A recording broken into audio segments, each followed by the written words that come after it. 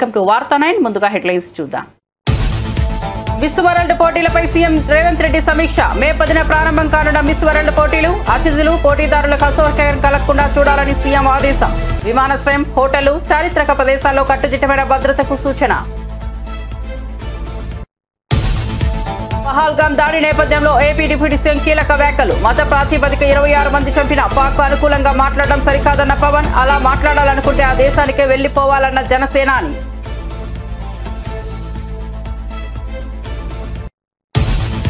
ఉగ్రదాడి నేపథ్యంలో మోదీకి రాహుల్ గాంధీ లేఖ. పార్లమెంట్ కు ప్రత్యేక సమావేశం వెంటనే ఏర్పాటు చేయాలని కోరిన రాహుల్. దాడి బాధితులకు నివాళి, భవిష్యత్ చర్చలపై చర్చకు పిలుపు. ఉగ్రవాదంపై దేశం ఐక్యత చాటాలని లేఖలో విజ్ఞప్తి.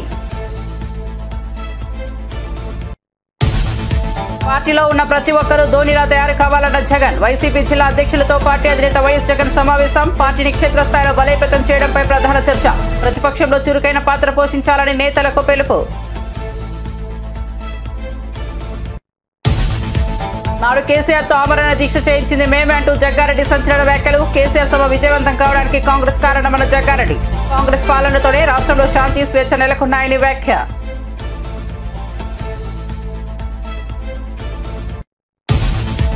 సూర్యవంశీకి నజరానా ప్రకటించిన బీహార్ సీఎం నితీష్ కుమార్. రాజస్థాన్ రాయల్స్ తరపున గుజరాత్ టైటన్స్ పై రికార్డు శతకం నమోదు. టీ20 చరిత్రలో అతి చిన్న వయసులో సెంచరీ. ఐపీఎల్లో రెండో వేగవంతమైన శతకం. యువ క్రికెటర్ను అభినందించిన కేంద్ర మంత్రి చిరాగ్ పాస్వాన్.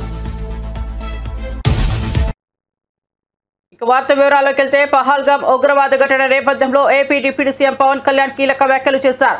మత ప్రాతిపదికన 26 మందిని చంపిన పాకిస్తాన్ కు అనుకూలంగా మాట్లాడడం సరికాదన్నారు. అలా మాట్లాడాలనుకుంటే ఆ దేశానికే వెళ్లిపోవాలని జనసేనాని అన్నారు. ఈ ఉగ్రదాడిలో ప్రాణాలు కోల్పోయిన వారికి మంగళగిరిలోని సీకే కన్వెన్షన్ హాల్లో జనసేన పార్టీ నివాళుల కార్యక్రమం నిర్వహించింది. ఈ సందర్భంగా పవన్ మాట్లాడుతూ ఉగ్రవాదం, హింసపై అందరూ ఒకేలా స్పందించాలని అన్నారు. ఇలాంటి విషయాలపై ఓట్లు, సీట్ల కోసం మాట్లాడకూడదని తెలిపారు. ఉగ్ర ఘటనలో జనసేన ఓ కార్యకర్తను కోల్పోయిందని పవన్ గుర్తు చేశారు. ఉగ్రదాడిలో ప్రాణాలు కోల్పోయిన శ్రీ పొట్టి శ్రీరాములు జిల్లా కావలికి చెందిన మధుసూదన్ రావు ఫ్యామిలీకి పార్టీ తరఫున 50 లక్షల ఆర్థిక సాయం ప్రకటించారు. బొట్టు పెట్టుకున్న తర్వాత నేను కాదని కూడా అబద్ధం కూడా చెప్పలేక తప్పించుకోవడాకన్నా అలా దొరికిపోయాం మేము. ముందు అరుపులు వినిపించినాయి, తుపాకీ శబ్దాలు వినిపించినాయి. కింద పడుకున్నాం. నా చేయి కూడా పట్టినట్టు పిల్లలు కొంచెం దూరంగా ఉన్నారు. ఇదంతా కుటుంబం దాదాపు అలాగే ఆ గ్రౌండ్లో దాదాపు ఆ ఏరియాలో 400 నుంచి 500 మంది ఉండిపోయారు టూరిస్టులు. మసూదన్ గారు ఆయన సతీమణి చేయనే పట్టుకొని, ఏమవుదు మనకేమవుతు, నువ్వు చూడకంటే ఆ బూట్లు చప్పుళ్ళు చాలా తాయితీగా వచ్చి, అంటే ఎందుకు మాట్లాడుతున్నానంటే ఎంత కోల్డ్ బ్లడెడ్తో చంపారంటే మనం ఊహించుకోలేం. అంటే షికారుకు వచ్చినట్టుగా వచ్చి వేటాడి వెళ్ళిపోయారు మనుషుల్ని.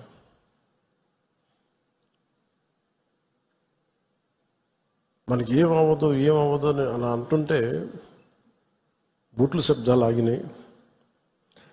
ఆవిడకి తెలిసిందల్లా తుపాకీ శబ్దాలు వినిపించినాయి. కళ్ళు తెరిచి చూస్తే మొత్తం ముఖం మీద మొత్తం రక్తం ఉండిపోయింది, భర్త తాలూకు రక్తం. సెక్యులరిజం అంటే అపీస్మెంట్ కాదు, అది వైట్ వాష్లు చేయకండి తప్పులు చేస్తే. సర్ తన్ సే జుదా అని చెప్పి అంటే అట్లాగే తుపాకులతో సర్ తన్ సే జుదా చేశారు వాళ్ళు ఉగ్రవాదులు. తల లేదు, పట్టుకుందాం ఆకన్నా ఇలా అంటే తల లేదు అక్కడ. మీరు ఊహించుకోగలరు అది. ఈ మాట్లాడే తల లేదు. ఇంత క్రూరంగా చంపేశారు. ఎంత సహనం చూపిస్తాం? తప్పు జరిగినప్పుడు తప్పని చెప్తాం. పాకిస్తాన్కి మనకి ఏంటి తేడా? జిన్నా విడిపోయినప్పుడు మేము పాకిస్తాన్లో అందరినీ సమానంగా ఆదరిస్తామని చెప్పారు. హిందువులు ఎల్లక్కర్లేదు, ఆదరిస్తామని చెప్పారు.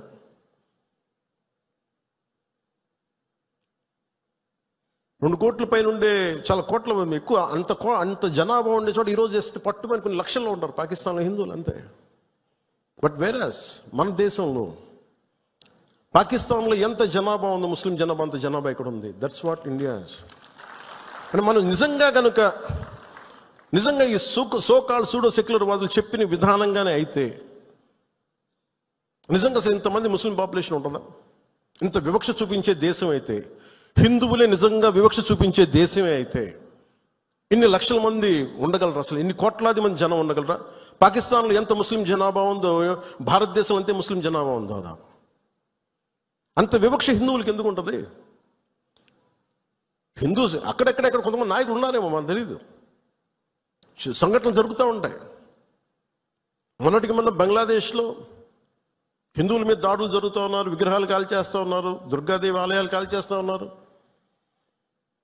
నేను మాట్లాడుతున్నప్పుడు మనకెందుకు సార్ అంటారు, అక్కడి నుంచి శరణార్థులు వచ్చేస్తారు, అప్పుడు ఇక్కడికే వస్తారు. దేశం మొత్తం అప్పుడు మన స్థానికులకు ఉద్యోగాలు పోతాయి. అప్పుడు మీకు ఓకేనా అన్న? ఆ దేశం బాగుంటేనే మనం ఇక్కడ ఉద్యోగాలు మన వాళ్ళకి ఇవ్వగలం.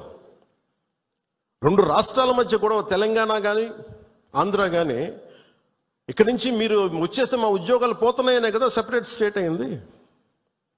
అలాంటిది ఎక్కడ నుంచో శరణార్థులు వాళ్ళ యుద్ధ పరిస్థితులు బాగలే, వాళ్ళ వాతావరణ పరిస్థితులు బాగలేక మనకు వచ్చేస్తే అది మనకు అదనపు భారం, అది దేశానికి కూడా. ప్రతిష్టాత్మక మిస్ వరల్డ్ 2025 పోటీలకు హైదరాబాద్ నగరం ఆతిథ్యం ఇవ్వనున్న నేపథ్యంలో రాష్ట్ర ప్రభుత్వం ఏర్పాట్లపై ప్రత్యేక దృష్టి సారించింది. ఈ క్రమంలో ముఖ్యమంత్రి రేవంత్ రెడ్డి సమీక్షా సమావేశం నిర్వహించారు. పోటీల నిర్వహణకు సంబంధించి జరుగుతున్న సన్నాహక పనులకు అధికారులు ఈ సందర్భంగా ముఖ్యమంత్రికి వివరించారు. మే 10వ తేదీ నుంచి మిస్ వరల్డ్ పోటీలు ప్రారంభం కానున్నాయని అధికారులు సీఎం దృష్టికి తీసుకొచ్చారు. ఈ నేపథ్యంలో పోటీల్లో పాల్గొనే వారికి హాజరయ్యే దేశ విదేశీ అతిథులకు ఎలాంటి అసౌకర్యాలు తలెత్తకుండా అన్ని జాగ్రత్తలు తీసుకోవాలని అధికారులను ముఖ్యమంత్రి ఆదేశించారు. వారి బస, ప్రయాణం వంటి విషయాల్లో లోటుపాట్లు ఉండకూడదని స్పష్టం చేశారు. తెలంగాణ సీఎం రేవంత్ రెడ్డి రాష్ట్రంలో రైతులు, నిరుద్యోగులు, ప్రజలు ఎదుర్కొంటున్న సమస్యలపై సమీక్షించాలి, కానీ అందాల పోటీలపై సమీక్షలు చేయడం సరికాదని ఎమ్మెల్యే కేపీ వివేకానంద గౌడ్ విమర్శించారు. ప్రజల కష్టాలను పట్టించుకోవడం ప్రభుత్వ ప్రధాన బాధ్యత అని తెలిపారు. ప్రజా సంక్షేమానికి సంబంధించిన అంశాలను పక్కన పెట్టి అనవసర విషయాలపై సమీక్షలు నిర్వహించడం బాధాకరమని ఆయన ఆవేదన వ్యక్తం చేశారు. రైతు రుణమాఫీ, విద్యుత్ సరఫరా, ఉద్యోగాల భర్తీ వంటి ప్రధాన సమస్యలపై ప్రభుత్వం తక్షణమే దృష్టి సారించాలని డిమాండ్ చేశారు. ప్రజల ఆకాంక్షలను నిర్లక్ష్యం చేయవద్దని సూచించారు. చాలా స్పష్టంగా ముఖ్యమంత్రి గారు ఈరోజు అక్కడ కూర్చొని అందాల పోటీలపైన సమీక్షిస్తా ఉన్నారు. కానీ వారు చేయాల్సింది అందాల పోటీల మీద సమీక్ష ఏమిటంటే, కడుపెండి రైతులు రోడ్లబడి ఆత్మహత్యలు చేసుకుంటా ఉంటే, అక్కడ విద్యార్థులు ఇబ్బంది పడుతూ ఉంటే, గురుకుల పాఠశాలలో నిరుద్యోగులు ఉద్యోగాల గురించి బాధపడతా ఉంటే, మరి ఎన్నికలు ఇచ్చిన వాగ్దానాల నుండి ప్రజలు ప్రశ్నిస్తూ ఉంటే, తాగడానికి నీరు లేక ఇక్కడ నగర ప్రజలు కానీ గ్రామీణ ప్రాంతంలో ప్రజలు బాధపడతా ఉంటే, సాగుకు నీరు అందించకుండా అందుతున్న రైతులు బాధపడతా ఉంటే, వీరందరినీ కూడా వదిలిపెట్టేసి కడుపు నిండా ఉన్నటువంటి అందాల పోటీల గురించి మరి ముఖ్యమంత్రి గారు సమీక్ష నిర్వహించడానికి సమయం ఉంది. కానీ ఈ సమస్యల గురించి సమీక్షించే టైం వారికి లేదు. ఈరోజు హైదరాబాద్ నగరంలో తాగడానికి నీళ్ళు లేవు, స్ట్రీట్ లైట్స్ వెలుగుతలేవని చెప్పేసి పదే చెప్తా ఉన్నాం. 40% వెలుగుతలేవని చెప్తా ఉన్నాం. దానిపైన సమీక్ష లేదు.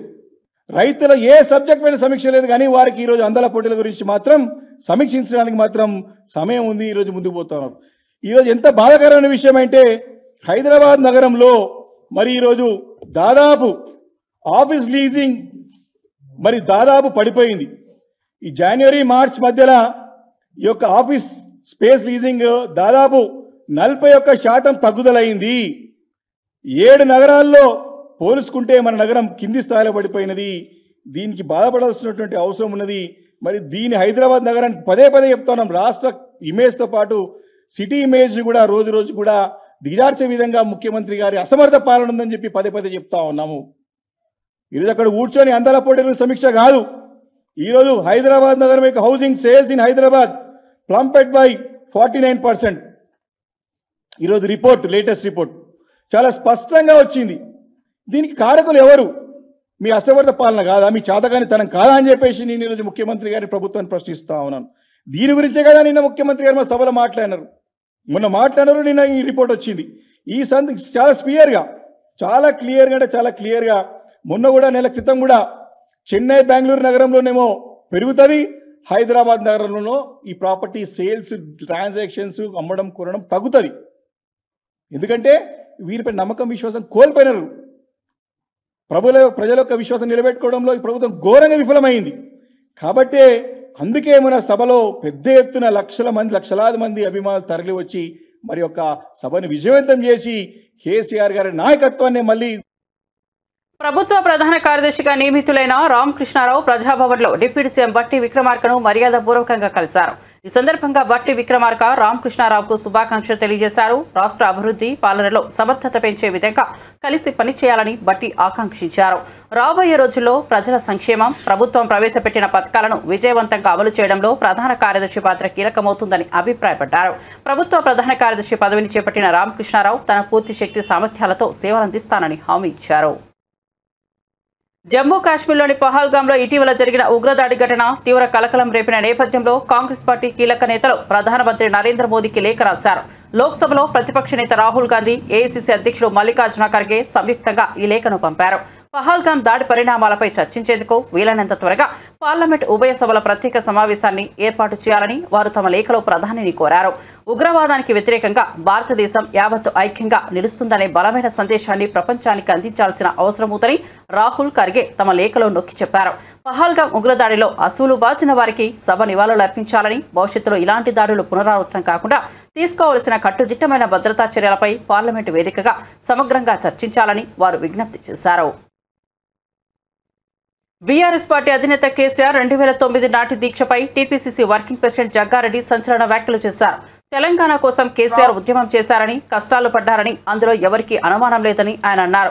అయితే తెలంగాణ కోసం ఆయన దీక్ష చేస్తున్న సమయంలో ఒకానొక దశలో వెనక్కు తగ్గే పరిస్థితి కనిపించిందని, ఆ సమయంలో తెలంగాణ కాంగ్రెస్ నేతలందరూ కలిసి కోదండరాం, మందకృష్ణ మాదిగ వంటి వారి ద్వారా ఆయనతో ఆమరణ నిరాహార దీక్షకు కొనసాగింపజేశామని తెలిపారు. తాను నిజమే చెబుతున్నానని ఆయన స్పష్టం చేశారు. బస్సుకు రిపేర్ రాదు, 16 నెలలు పండుకున్నాం ఏడన్నా అని అడుగుతున్నది కాంగ్రెస్ పార్టీ కేసీఆర్ గారు. అంటే ఇక అది మనం పెద్దగా అది ప్రధానికి ప్రతి చిన్నదాన్ని మనం చెప్పొద్దు, మేజర్ పాయింట్కి చెప్తాం. ఇంకేదంటే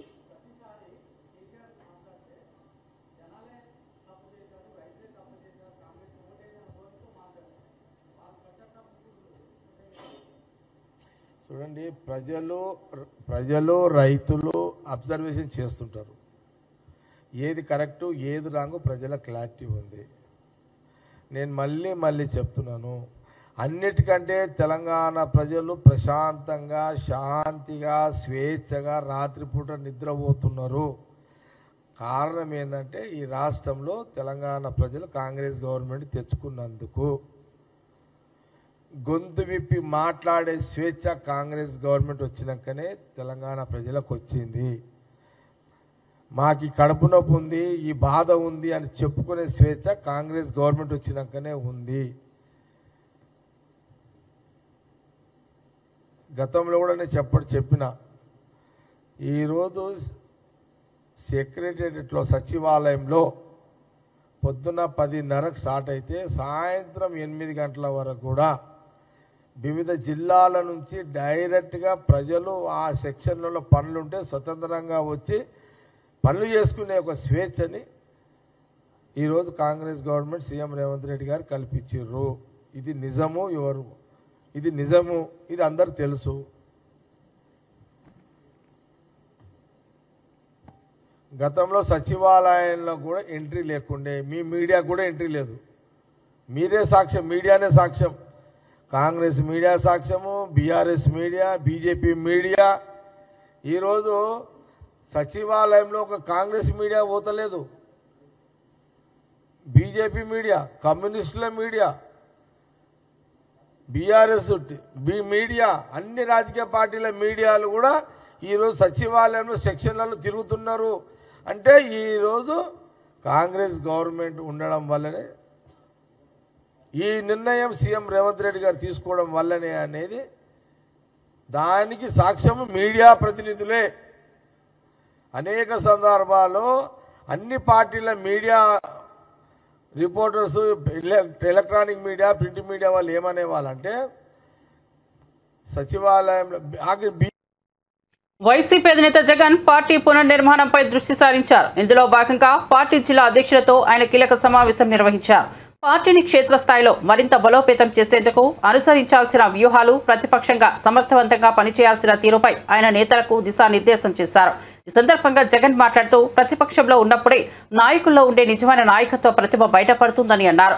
భారీ లక్ష్యం ఉన్నప్పుడే బ్యాట్స్మెన్ ప్రతిభ ఏంటో తెలుస్తుంది. అప్పుడే అతడు ప్రజలకు ఇష్టమైన ఆటగాడవుతాడు. రాజకీయాల్లో కూడా ఇది అంతే. ప్రతిపక్షంలో మనం చేసే పనుల ద్వారానే మనల్ని మనం నిరూపించుకుంటాం. ప్రజల్లో, పార్టీలో గౌరవం, ఇమేజ్ పెరుగుతాయి. మన పనితీరులోనే మన్ననలు పొందగలుగుతామని తెలిపారు. అందరూ ధోనిలా తయారు కావాలని పిలుపునిచ్చారు. ఐపీఎల్ చరిత్రలో సరికొత్త సంచలనం సృష్టించిన 14 ఏళ్ల బీహార్ యువ కెరటం వైభవ్ సూర్యవంశీ ప్రతిభకు బీహార్ ప్రభుత్వం పట్టం కట్టింది. గుజరాత్ టైటాన్స్ పై అసాధారణ శతకంతో రికార్డుల మోత మోగించిన ఈ యువ క్రికెటర్కు బీహార్ ముఖ్యమంత్రి నితీష్ కుమార్ 10 లక్షల నగదు బహుమతిని ప్రకటించి అభినందనలు తెలిపారు. సోమవారం జైపూర్లోని సవాయ్ మాన్సింగ్ స్టేడియంలో రాజస్థాన్ రాయల్స్ తరపున బరిలోకి దిగిన వైభవ్ గుజరాత్ టైటాన్స్ బౌలర్లపై ఆకాశమే హద్దుగా చెలరేగాడు. కేవలం 14 ఏళ్ల 32 రోజుల వయసులో అద్భుతమైన సెంచరీ సాధించి టీ20 క్రికెట్ చరిత్రలోనే ఈ ఘనత సాధించిన అత్యంత పిన్న వయస్కుడిగా రికార్డు సృష్టించాడు. అనుభవజ్ఞులైన గుజరాత్ బౌలర్లను సైతం అతను ఎదుర్కొన్న తీరు క్రీడా పండితులను సైతం ఆశ్చర్యపరిచింది. అంతేకాకుండా ఇది ఐపీఎల్ చరిత్రలో రెండో వేగవంతమైన సెంచరీగా చివరకు ప్రసిద్ధ కృష్ణ వేసిన ఓ అద్భుత మార్క్ యార్కర్కు వైభవ్ దూకుడైన ఇన్నింగ్స్కు తెరపడింది. గత ప్రభుత్వ హయాంలో జరిగిన కాళేశ్వరం ప్రాజెక్ట్ డిజైన్ నిర్మాణంలో సీరియస్ లోపాలు ఉన్నాయని, అందువల్లే మేడిగడ్డ బ్యారేజ్ కుంగిపోయిందని నేషనల్ డ్యామ్ సేఫ్టీ అథారిటీ స్పష్టమైన రిపోర్ట్ ఇచ్చిన తర్వాత రాజకీయ జీవితంలో ఉన్న ఎవరైనా సిగ్గుతో తలదించుకొని క్షమాపణలు చెప్పాల్సింది పోయి అసలు ఎన్డీఎస్ఏ రిపోర్టుడే బీఆర్ఎస్ తప్పుబడుతోందని మంత్రి ఉత్తమ్ కుమార్ రెడ్డి ఆగ్రహం వ్యక్తం చేశారు. చట్టబద్ధమైన ఎన్డీఎస్ను కించపరిచేలా బీఆర్ఎస్ నేతలు వికృతమైన, వికారమైన విమర్శలు చేస్తున్నారని ధ్వజమెత్తారు. జలసౌదలో కాళేశ్వరం ప్రాజెక్టుపై ఎన్డీఎస్ఏ ఇచ్చిన తుది నివేదిక పవర్ పాయింట్ ప్రెజెంటేషన్ ఇచ్చారు. ప్రాజెక్టు డిజైన్, నిర్మాణం లోపం, ఆపరేషన్ అండ్ మెయింటెనెన్స్ తో లోపాలతో మేడిగడ్డ బ్యారేజ్ కూలిపోయిందని ఎన్డీఎస్ఏ రిపోర్ట్ స్పష్టం చేసిందని చెప్పారు. భారతదేశ చరిత్రలో ఎన్నడూ లేనంత ఘోరమైన మానవ నిర్మిత విపత్తును సృష్టించి అపఖ్యాతిని మూటగట్టుకున్న నాటి బీఆర్ఎస్ ప్రభుత్వ అసమర్థతను ఎన్డీఎస్ఏ నివేదిక స్పష్టంగా వివరించిందని చెప్పారు. 1.81 lakh crores 1,81,000 కోట్లు ఇరిగేషన్ మీద ఖర్చు పెట్టి మన అందరినీ అప్పుల్లో నుంచి వృధా చేయడం జరిగింది. దానివల్ల ఎంత ఎక్కడి వచ్చిందండి? పచ్చి అబద్ధాలు. వర్షాలు వచ్చి ఎస్ఆర్ఎస్పి స్టేజ్ 2 కింద నీళ్ళు వస్తే కాళేశ్వరం వచ్చిందన్నారు. నేను ఒక ఫిగర్ చెప్తాను మీకు. ఎలా ఇది కాళేశ్వరం ఈ ప్రాజెక్ట్ మేడిగడ్డ ప్రాజెక్టే గుండెకాయని వాళ్ళే అన్నారు. మీలో ఇరిగేషన్ కవర్ చేసిన బాలు కానీ, ఫసీ కానీ, మొయినుద్దీన్ కానీ, ఫల్గుణాచారి గారు మీకు తెలుసు. మేడిగడ్డ గుండెకాయ అన్నారు వాళ్ళు. మేడిగడ్డ కూలిపోయింది కదా. ఈ బ్యారేజెస్లు కూలిపోయిన తర్వాత స్వతంత్ర భారతదేశంలో ఎక్కువ వరి ధాన్యం పండించింది మా ప్రభుత్వ హయాంలో. వానాకాలంలో కాళేశ్వరం ప్రాజెక్టు కూలిపోయిన తర్వాత, మేడిగడ్డ, అన్నారం, సుందిర్ల బ్యారేజ్లు నిరుపయోగం అయిపోయిన తర్వాత, మా ప్రభుత్వం వచ్చిన తర్వాత మా ప్రో అగ్రికల్చర్ పాలసీసు, మా ప్రో ఫార్మర్ పాలసీస్తో మరి ఉన్న వాటర్ని డిసిప్లిన్ గా ఉపయోగించుకొని వానాకాలంలో 153 లక్షల మెట్రిక్ టన్నులు పండినాయి. యాసంగిలో గగ్గోలు పెట్టిన వాళ్ళు ఆడెండిపోతుంది, ఈడెండిపోతుందని. యాసంగిలో ఈసారి వచ్చిన వరి పంట తెలంగాణ చరిత్రలో, ఉమ్మడి ఆంధ్రప్రదేశ్ చరిత్రలో, భారతదేశంలో ఏ రాష్ట్రంలో పండిన వరి పంట 127 లక్షల మెట్రిక్ టన్నులు పండింది. 2 పంటలు కలిపి 280 లక్షల మెట్రిక్ టన్నులు పండించిన వరి ధాన్యం పండించిన ఘనత మా ప్రభుత్వం దక్కిందని చెప్పి నేను మనం చేస్తున్నాను. మరి ఇంత వరి ధాన్యం పండించి this is record paddy production in India. మరి ఈ రోజు వాళ్ళు అర్ధరహితమైన మాటలు, చిల్లర మాటలు మాట్లాడుతుంటే దయచేసి యావత్ తెలంగాణ ప్రజలకి మనం పూర్తిగా అవగాహన కల్పించి వాళ్ళని మరి ఏ విధంగా వాళ్ళు వైఫల్యం చెందినది అనే విషయం పూర్తిగా మీరు ప్రజల్లోకి తీసుకుపోవాలి, రైతుల్లోకి తీసుకుపోవాలని చెప్పి మీ అందరికీ నేను సవినయంగా విజ్ఞప్తి చేస్తున్నాను.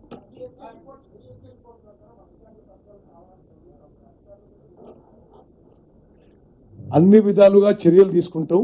ఎన్డీఎస్ఏ రిపోర్ట్ వచ్చి 2 రోజులు అయింది కదా. ఓకే, మేము దాని ముందు మరి ఆ ఏం చర్యలు ఎట్లా ముందుకు పోవాలనేది క్యాబినెట్లో చర్చించి చేస్తాం. కానీ బ్రదర్ నేను నీకేం చెప్తున్నా అంటే మరి అధికారులది పొరపాటు ఉంటే చర్యలు తీసుకుంటాం. అధికారులకు ఆదేశాలు ఇచ్చిన వాళ్ళ గురించి కూడా నువ్వు మాట్లాడు.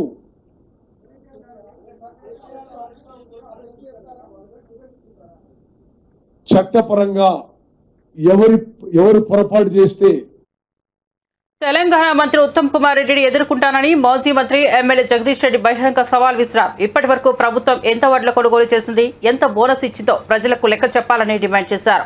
రైతులకు మద్దతుగా మాట్లాడుతున్నట్టు చూపించి వాస్తవాలు దాచిపెట్టడం తగదని విమర్శించారు. కాంగ్రెస్ ప్రభుత్వం ఖాళీ హామీలకే పరిమితమైందని, నిజమైన రైతు బంధువులు ఎవరన్నా దాన్ని ప్రజలు త్వరలోనే నిర్ణయిస్తారని స్పష్టం చేశారు. రైతుల ఆకాంక్షలు నెరవేర్చే విధంగా చర్యలు తీసుకోవాలని సూచించారు. రుణమాఫీ మేమంతా చెప్పింది చేసినాం, అన్ని అమలు చేసినాం. కొంచెం సిగ్గాన్ని ఉండాలి మాట్లాడడానికి. రుణమాఫీ గురించి మీరు మాట్లాడింది ఏంటి చేయాలా? మొట్టమొదటి రోజు స్టేట్ లెవెల్ బ్యాంకర్స్ కమిటీలో బట్టి విక్రమార్క పెట్టినాడు మీటింగు 49,600 కోట్లు మీరు చెప్పింది. రాష్ట్ర రైతాంగానికి విజ్ఞప్తి చేస్తా ఉన్నా, ఒక్కసారి జాగ్రత్త వినండి. మొదటి రోజు చెప్పింది 49,600 కోట్లు. 4 రోజులకే 31,000 కోట్లకు తెచ్చారు. మొదటిది 49,500 కోట్లు, మళ్ళీ వారం తిరగక ముందే 31,000 తెచ్చారు. ఇదేందా అంటే కాదు రైతులే తీసుకున్నారు కానీ అవి వేరే తీసుకున్నారు. రైతు తీసుకుంటే ఏంది? రైతు తీసుకునేది రైతు అప్పే కదా. మీరు రైతులకు రుణమాఫీ అని చెప్పారు కదా, మీ జీవోలోనే ఉంది కదా. నీ జీవోలోనే చాలా స్పష్టంగా ఇచ్చినావు. 2 లక్షల వరకు ప్రతి రైతుకు తెలంగాణలో భూమి కలిగి ఉన్న ప్రతి రైతుకు 2 లక్షల రూపాయల వరకు రుణమాఫీ జీవోలో ఇచ్చింది. తెలంగాణలో 2 లక్షల వరకు భూమి కలిగి ఉన్న ప్రతి రైతుకు 2 లక్షల వరకు రుణమాఫీ. దీని ప్రకారమే 49,500 కోట్లు వచ్చింది. జీవో మీరిచ్చింది 15/7/24 మీరిచ్చిన జీవోనే. రైతు ఏదో పేరు మీద తీసుకోండి, బంగారం పెట్టే తీసుకోవచ్చు, కాగితాలు సరిగా ఉండకపోవచ్చు, బంగారం పెట్టవచ్చు, ఇంకోటి పెట్టవచ్చు, మార్టగేజ్ కూడా చేయొచ్చు. అది లెక్కకు రాదట. తీసేసినావు. పోనీ 31,000 కోట్లు నువ్వే చెప్పినావు. 31,000 చెప్పినావు నువ్వే. క్యాబినెట్ లెక్క తేల్చిన అప్పులు 31,000 కోట్లు అని చెప్పినావు. ఓకే, ఆ తర్వాత ఏం చేసినావు? మళ్ళీ బడ్జెట్ కాడికి వచ్చేసరికి 26,000 కోట్లు చేసినావు. బడ్జెట్లో 26,000 కోట్ల కేటాయింపు. ఓకే, నీ లెక్కే. ఇవాళ ఏం మాట్లాడుతున్నావు? 3 విడుదలలో నువ్వు విడుదల చేసినా అని చెప్పిన డబ్బు 17,933 కోట్లు నువ్వు చెప్పింది. కానీ ఇవాళ ఏం మాట్లాడుతున్నారు? 21,000 కోట్లు అప్పుడే మాఫీ చేసినాం. చివరికి ఏం చెప్పాను? మొన్న మొత్తం రుణమాఫీ అయిపోయింది. ఎవడు చూసినా మొత్తం రుణమాఫీ అయిపోయిందని మాట్లాడుతున్నాడు. సిగ్గు మీకుండాలి. సిగ్గు తప్పిన మాటలు మాట్లాడుతుంది మీరు, లజ్జ తప్పిన మాటలు మాట్లాడుతుంది మీరు. ఇన్ని అబద్ధాలు, ఇన్ని మాట మార్చినవేదో ఎవడు లేడు ప్రపంచంలో. భారత్ బచావో సంస్థ ప్రతినిధులు గాదె ఇన్నయ్య, డాక్టర్ ఎంఎఫ్ గోపీనాథ్, జంజర్ల రమేష్ బాబు సోమవారం ప్రజాభవన్లో మంత్రి సీతక్కను మర్యాదపూర్వకంగా కలిసి మాట్లాడారు. ఈ సందర్భంగా ఆపరేషన్ కాగాను వెంటనే నిలిపివేయాలని మంత్రి సీతక్కకు విజ్ఞప్తి చేశారు. ఈ కార్యక్రమం కారణంగా సమాజంలో ఏర్పడుతున్న అనుకూలత, ప్రతికూలతలను వివరించారు. ప్రజాహితాన్ని దృష్టిలో ఉంచుకొని ఆపరేషన్ నిలిపివేయాలన్న డిమాండ్ను ఉంచారు. మంత్రి సీతక్క వినతిని సహానుభూతితో విన్న ఈ అంశంపై సంబంధిత అధికారులతో చర్చించి సానుకూల నిర్ణయం తీసుకోవడానికి తన వంతు ప్రయత్నం చేస్తారని మంత్రి హామీ ఇచ్చారు. మాజీ ముఖ్యమంత్రి కేసీఆర్ పిల్లలు అసెంబ్లీకి వస్తే పాలపీక, డైపర్లు అందిస్తామని Telangana food corporation chairman Faheem ఎద్దేవా చేశారు.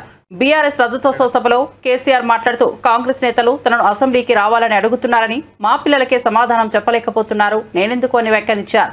దీనిపై కాంగ్రెస్ నేత ఫహీం స్పందిస్తూ బీఆర్ఎస్ నేతలకు కౌంటర్ ఇచ్చారు. ఈ సందర్భంగా ఆయన గాంధీభవన్లో ఏర్పాటు చేసిన మీడియా సమావేశంలో మాట్లాడుతూ అసెంబ్లీకి నేను రావాలా, నా పిల్లలను పంపిస్తా అని కేసీఆర్ మాట్లాడుతున్నారని, గత 2-3 అసెంబ్లీ సెషన్లో మాట్లాడడానికి సీఎం రేవంత్ రెడ్డి నిలబడితేనే మీ పిల్లలకు తడిచిపోయిందని ఘాటు వ్యాఖ్యలు చేశారు.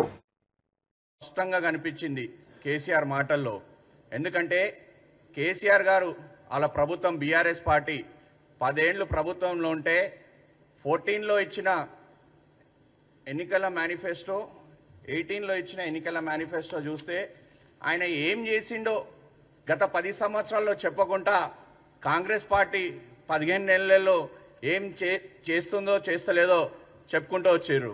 కానీ ఈరోజు ప్రజలు ఆమోదం ఇచ్చిన ప్రజాప్రభుత్వం రేవంత్ రెడ్డి గారు ఈరోజు ప్రజల పక్షాన నుంచొని ప్రతిపక్షంలో పోరాటం చేసి కేసులు ఎన్ని వేసినా ఆయనని ఎన్ని ఇబ్బందులు పెట్టినా తట్టుకొని ఈరోజు ప్రజలు ఆమోదిస్తే ఈరోజు కాంగ్రెస్ పార్టీ అధికారంలో వచ్చింది. మేము వచ్చిన తర్వాత అనేక పథకాలు 6 గ్యారంటీలో మీరు చూశారు. ఫ్రీ బస్ ఒకటి ఇచ్చాము, 200 యూనిట్లు కరెంట్ ఒకటి ఇచ్చాము, మళ్ళీ సన్న బియ్యం ఇచ్చాము. అదేవిధంగా అనేక అభివృద్ధి కార్యక్రమాలు దాదాపు 27 అభివృద్ధి కార్యక్రమాలు మేము 15 నెలల్లో చేస్తున్నామని కూడా ఒక శ్వేతాపత్రం ఒక పాంప్లెట్ వేసి కూడా మేము ప్రజలందరికీ కూడా మేము ఒక కార్యక్రమాలు పెట్టుకొని వెళ్తూ చూపిస్తున్నాం. ఇదన్నీ చూస్తున్నాం. 27 అభివృద్ధి కార్యక్రమాలు ఈరోజు ఈ ప్రభుత్వం వచ్చిన తర్వాత ప్రజలకు చేస్తున్నామని కూడా మేము చెప్తున్నాం. ముఖ్యంగా కేసీఆర్ గారు అంటున్నారు కాంగ్రెస్ ప్రభుత్వం 15 నెలల నుంచి ఏం చేయలేదని. మీరు 2014 ఇచ్చిన హామీలు ఏమైనాయి? కేజీ టు పీజీ ఉచిత విద్య ఏమైంది? 3 ఎకరాల దళితులకు భూమి అన్నారు, ఏమైంది? దళిత ముఖ్యమంత్రి ఏమైంది? మళ్ళీ పాఠశాలలకు ప్రహారీ గోడలు అన్నారు, విశాలమైన పాఠశాలల ఏర్పాట్లు అన్నారు, ఇవన్నీ ఏమైనాయి? రైతులకు 1,00,000 వరకు రుణమాఫీ అందరికీ చేస్తామన్నారు, అందరికీ చేసిరా? చేయలేదు. ఆర్ఎంపీ పిఎంపీ డాక్టర్లకు సర్టిఫికెట్లు ఇస్తా అన్నారు, ట్రైనింగ్ సర్టిఫికెట్స్ ఇవ్వలేదు. ఎస్సీలకు 12% రిజర్వేషన్లు అన్నారు. కేసీఆర్ గారు మొన్న ప్రసంగంలో ఏం చెప్పారంటే అసెంబ్లీకి నేను రావాలా, నా పిల్లల్ని పంపిస్తున్నారు. కరెక్టే, మీ పిల్లల్ని పంపించండి. ఈసారి సెషన్లో 2-3 సెషన్లలో మీరు చూసిరు, మా ముఖ్యమంత్రి గారు లేచి ఏదైతే ప్రజలకు అభివృద్ధి కార్యక్రమాలు ప్రభుత్వం చేస్తున్న కార్యక్రమాలు చెప్పుకుంటేనే మా ముఖ్యమంత్రి లేస్తేనే మీ పిల్లలకు తడుస్తుంది. అందుకే ఈసారి అసెంబ్లీ సెషన్ ఎప్పుడు ఉంటుందో మీ పిల్లలు కేటీఆర్ హరీష్ రావు అయినా ఇంకెవరన్నా ఉంటే లిస్ట్ ఇస్తే వాళ్ళ అసెంబ్లీ సెషన్కి వస్తుంటే ఫుడ్ కార్పొరేషన్ చైర్మన్గా నేను వాళ్లకు బూస్ట్, హార్లిక్స్, కేటీఆర్ గురించి ప్రత్యేకంగా ఒక పాలపీక, మళ్ళీ ఒక Cerelac, Tillu baby, KTR Tillu baby గురించి డైపర్లు కూడా ఇస్తానని కూడా తెలుస్తున్నాను.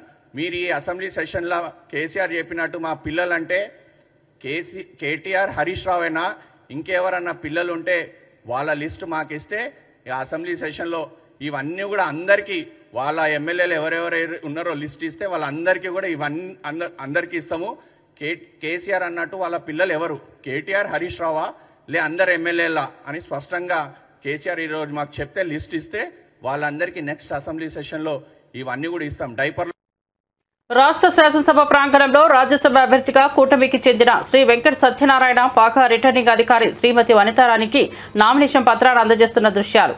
నామినేషన్ పత్రాల దాఖల కార్యక్రమంలో కేంద్ర పరిశ్రమల శాఖ సహాయ మంత్రి భూపతిరాజు శ్రీనివాస్ వర్మ, రాష్ట్ర వైద్య ఆరోగ్య శాఖ మంత్రి శ్రీ సత్యకుమార్ యాదవ్, ఎమ్మెల్సీ శ్రీ సోము వీర్రాజు, శాసనసభ్యులు శ్రీ ధర్మరాజు తదితరులు ఈ కార్యక్రమంలో పాల్గొన్నారు.